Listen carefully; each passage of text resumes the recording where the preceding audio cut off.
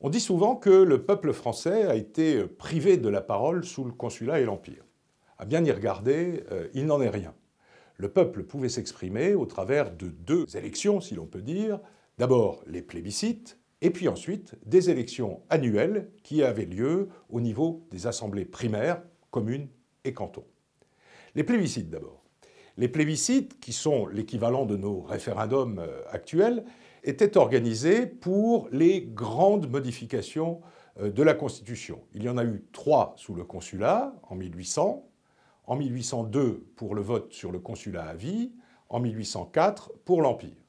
Et puis ensuite, Napoléon a rangé le plébiscite au magasin des accessoires, comme on dit, avant de le ressortir en 1815 pour un 4e plébiscite qui a permis au peuple d'approuver l'acte additionnel aux constitutions de l'Empire.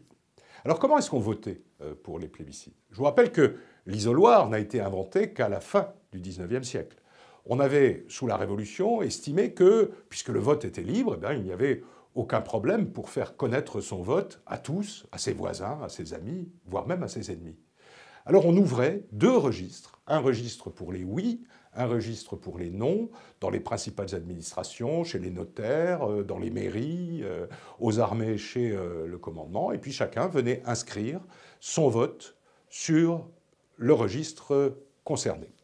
Alors évidemment, les résultats de ces plébiscites peuvent être considérés comme insuffisants pour mesurer l'adhésion populaire. 99% de oui à chacun de ces 4 plébiscites, cela nous semble un petit peu suspect. Mais les historiens pensent qu'on peut avoir une idée de l'adhésion populaire au moment des plébiscites en regardant une autre donnée qui est la participation.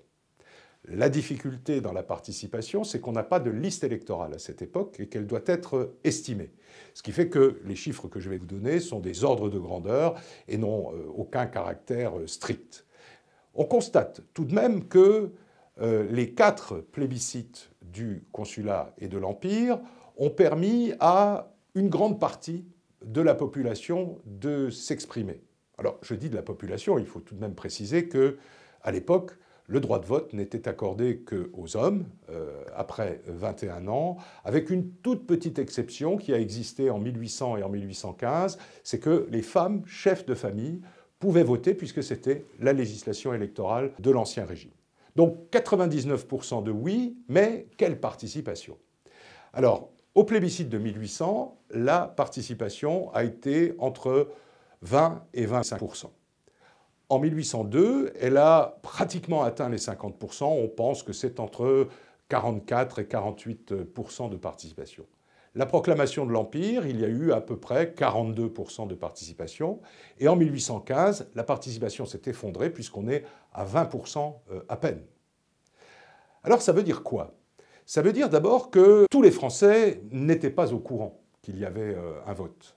On avait beau faire de la propagande, on avait beau afficher dans les mairies, on avait beau envoyer les tambours, annoncer aux gens qu'il allait y avoir un plébiscite, des gens n'étaient pas informés de tout ça, d'autant plus qu'on les organisait toujours assez vite. La deuxième chose, c'est que, évidemment, les opposants n'allaient pas voter, puisqu'ils savaient qu'on verrait leur nom sur le registre des noms. Mais tout de même, déplacer 40% de la population pour aller voter, perdre une journée de travail, être obligé d'aller s'exprimer sur le plan politique, c'est tout de même un bon résultat. Et d'ailleurs, c'est un si bon résultat que si on le compare avec la participation des plébiscites révolutionnaires, on a des résultats bien supérieurs sous le Consulat et l'Empire. L'adoption de la Constitution de 1793, cette mythique Constitution, s'est faite à peu près avec 20% de participation. La Constitution du Directoire, 1795, a été adoptée par à peu près 15% de la population en droit de voter. Donc on le voit, il y a là un indicateur, qui n'est rien de plus qu'un indicateur, qui semble montrer une adhésion de la population au régime napoléonien, et singulièrement en 1802 pour le consulat à vie, mais Napoléon vient d'obtenir la paix générale, il a fait la paix religieuse, il y a eu l'amnistie des émigrés, bref, tout lui a réussi jusqu'à ce moment-là. Donc en 1802, ça s'explique assez bien qu'il ait entre 44 et 48% de participation, mais même l'Empire est approuvé par à peu près 40% des personnes en âge de voter. Alors évidemment, il y a eu des tricheries, parfois on a fait voter des régiments entiers sans les déplacer jusqu'au bureau de vote, mais enfin, globalement, on a là des ordres de grandeur qui sont acceptables, mais toujours à utiliser avec prudence. Donc, premier volet de l'intervention du peuple, les plébiscites. Nous parlerons plus tard des élections.